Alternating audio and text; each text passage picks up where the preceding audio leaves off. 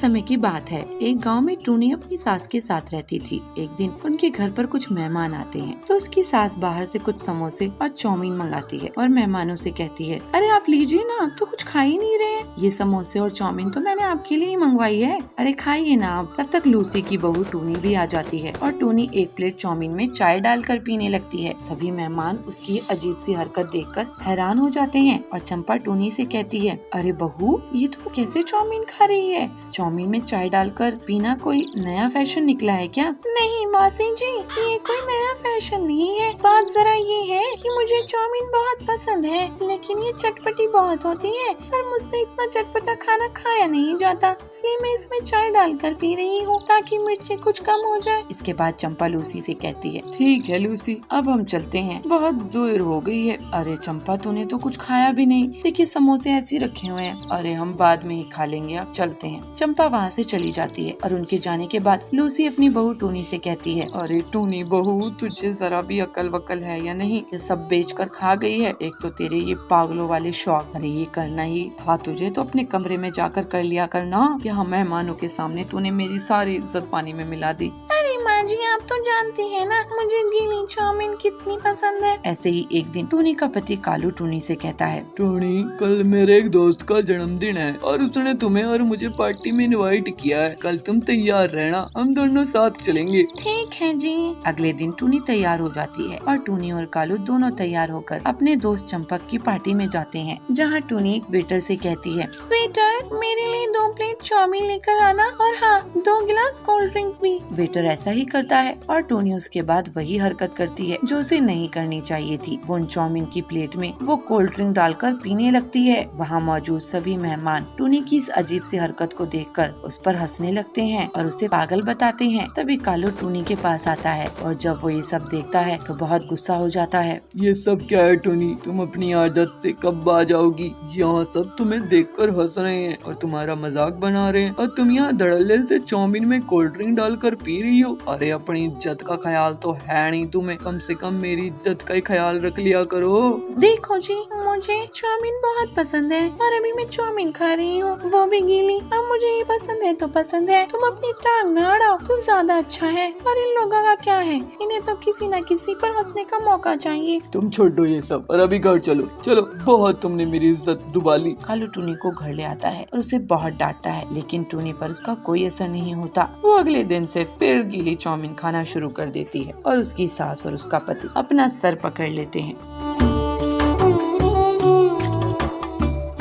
एक गांव में हरिया नाम का एक आदमी रहता था। वो गांव के बाहर एक टूटी फूटी सी झोपड़ी में अपने बच्चों और पत्नी के साथ रहता था। हरिया के पास कोई कामकाज करने को नहीं था, इसलिए उसे और उसकी पत्नी को भीख मांगकर अपने बच्चों का पेट पालना पड़ता था। हरिया की पत्नी माँ दुर्गा की बहुत बड़ी भक्त थी। वो हर दिन माँ दुर्गा की पूजा अर्चना किया करती थी। ऐसे ही एक दिन वो दोनों एक मंदिर के बाहर बैठकर भीख मांग रहे थे। भगवान के नाम पर कुछ दे दो भाई, भगवान तुम्हारा भला करेगा। हमारी मदद करो, हमारे 2 छोटे छोटे बच्चे हैं जो घर पर भूखे हैं और हमारा इंतजार कर रहे हैं। कुछ मदद करो, गरीब की मदद कर दो, आपको दुआ लगेगी। तभी एक औरत उनको 10 रुपए देकर वहाँ से चली जाती है और ऐसे ही पूरे दिन वो दोनों पति पत्नी भीख मांगते रहते हैं, पर 10 रुपए के अलावा उन्हें कोई कुछ नहीं देता। बेचारे दोनों निराश होकर घर लौटते हैं तो उनके दोनों बच्चे उन्हें आस भरी नजरों से पूछते हैं, माँ कुछ खाने को लाई? आप बहुत देर भूख लग रही है माँ, हम कब से आपका इंतजार कर रहे हैं। नहीं बेटी, कहीं से भी इतने पैसे नहीं मिले कि हम तुम्हारे लिए खाना ला पाते। 10 रुपए की कमाई हुई है, उसमें क्या आता। हे माता रानी, इतने बुरे दिन दिखाने से तो अच्छा आप हमें मार ही दो। कितना बदनसीब बाप हूँ मैं, अपने बच्चों को एक समय का भरपेट भोजन भी नहीं करा सकता। हरिया का पूरा परिवार ऐसे ही भूखा सो जाता है। हरिया के आंगन में एक पेड़ खड़ा था जिसे वो हर दिन पानी दिया करता था। उसी के नीचे माँ दुर्गा की एक छोटी सी मूर्ति भी रखी हुई थी और ऐसे ही भीख मांगने के लिए चला गया। पर आज भी उन दोनों पति पत्नी को कुछ नहीं मिला। आज भी किसी ने कुछ नहीं दिया।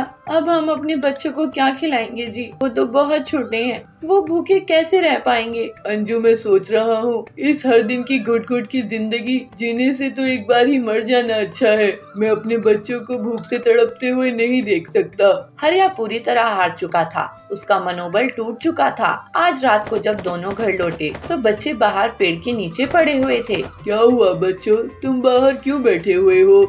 बाबा, पीहू खेलते खेलते अचानक से चक्कर खाकर गिर गई। मैं कब से इसे उठाने की कोशिश कर रहा हूँ पर ये उठ ही नहीं रही है।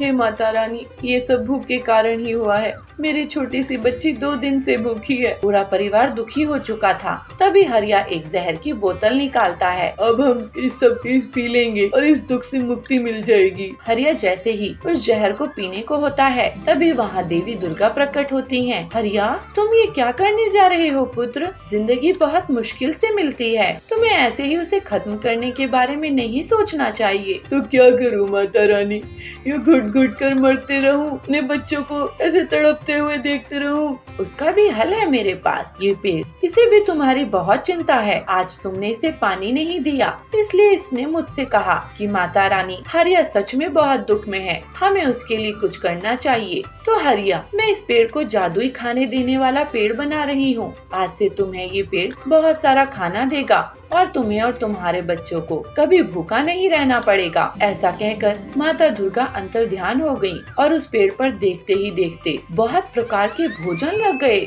जो एक एक करके नीचे गिरने लगे। देखो बच्चों, देखो कितने प्रकार का भोजन आया है तुम्हारे लिए, पेट भर के खाओ। सभी ने आज पहली बार इतना स्वादिष्ट और पेट भर के भोजन खाया। हमें इस जादुई पेड़ के खाने से एक ढाबा खोलना चाहिए ताकि हम कुछ पैसे भी कमा सकें। हाँ जी, बढ़िया आइडिया है। अब दोनों ने उस जादुई खाने के पेड़ से खाना लेकर लोगों को बेचना शुरू कर दिया। खाना बहुत ही सस्ता और स्वादिष्ट था, इसलिए सभी उनका खाना खाने आते थे और इस तरह उस जादुई पेड़ के खाने की मदद से उन्हें ना तो खाने और ना पैसों की कमी रही। अब उनके पास ऐशो आराम की हर चीज थी। पीलू चिड़िया बहुत मेहनती और तेज दिमाग की व्यापार करने वाली चिड़िया थी। वो गांव में बहुत से काम को देखने के बाद मोबाइल फोन की दुकान खोलती है। पीलू बहुत वैरायटी के मोबाइल फोन्स को बेचा करती थी। एक दिन हरिया कहता है, बेटी, मेरे पास नया फोन खरीदने के पैसे नहीं है, ये पुराना फोन ही ठीक कर दो। ये मैंने 5 साल पहले खरीदा था। तो पीलू कहती है, लेकिन काका, मैं फोन ठीक नहीं करती हूँ, मैं तो फोन बेचती हूँ। बेटी, मैं फोन ठीक करवाने के लिए कालू की दुकान में गया था, पर वो बहुत बदमाश है, इसीलिए तुम्हारे पास आया हूँ। ठीक है, मैं कोशिश करती हूँ। पीलू हरिया का फोन ठीक कर देती है और सोचती है कि रिपेयरिंग का भी काम शुरू कर दे, इससे और भी कमाई होगी। ये तो अच्छा हुआ, अब मैं फोन बेच भी रही हूँ और ठीक भी कर रही हूँ, अब अच्छी कमाई हो रही है। लेकिन कालू इस बात से बहुत जलता था। वो पीलू की दुकान चलती देखकर बहुत गुस्से में था। अरे, कोई मेरी दुकान में क्यों नहीं आता है? इस पीलू की मीठी मीठी बातों से सब उसी के पास जाते हैं। मैं भी तो एक से एक फोन बेचता हूँ, आज इसकी तबीयत ठीक करता हूँ। रात में कालू कुछ बदमाशों को पैसे देता है। ये लो पैसे और उस पिद्दी पीलू की दुकान में ऐसी तोड़फोड़ मचा दो कि वो कभी भी दुकान नहीं खोल पाए। फिर वो बदमाश पीलू की दुकान को तोड़ फोड़ देते हैं। अगले दिन पीलू अपनी दुकान पहुंचती है। हे भगवान, ये क्या हो गया? मैं तो बर्बाद हो गई, पूरी दुकान ही उजाड़ दी है। अब मैं कहाँ से पैसे लाऊंगी इस नुकसान को भरपाई के लिए? मैंने बैंक से लोन लिया था, दूसरे व्यापारियों से लोन लिया था, अब मेरा क्या होगा? पीलू को रोता हुआ देखकर हरिया काका उसके पास आता है और कहता है, पीलू बेटी, तुम निराश मत हो, हिम्मत रखो। अगर तुम बिना जानकारी के फोन रिपेयर कर सकती हो तो इस मुसीबत से भी बाहर आ सकती हो। कभी कभी कुछ अच्छा होने के लिए ही बुरा होता है। इतने फोन को ठीक करने के लिए मशीन लगेगी काका, मैं कहाँ से लाऊंगी? मेरे साथ चलो। पीलू को हरिया अपने घर लेकर जाता है। ये देखो बेटी, मैं पहले मैकेनिक था, लेकिन मेरी आंख खराब होने की वजह से मैं काम करना बंद कर दिया। इन पुरानी मशीनों के साथ तुम कुछ करो। फिर 1 हफ्ते की मेहनत के बाद पीलू एक मशीन बनाने में कामयाब हो जाती है और अपने टेस्टिंग में कुछ टूटे हुए मोबाइल को ठीक करने में कामयाब होती है। वाह बेटी, तू बहुत ही होशियार है। बहुत धन्यवाद काका, अब मेरे नुकसान को भरपाई होगी और अब मैं एक नया कारोबार शुरू करूंगी। इस तरह से पीलू मोबाइल रिपेयरिंग के साथ गरीबों के लिए मोबाइल बनाने का कारोबार भी शुरू कर देती है।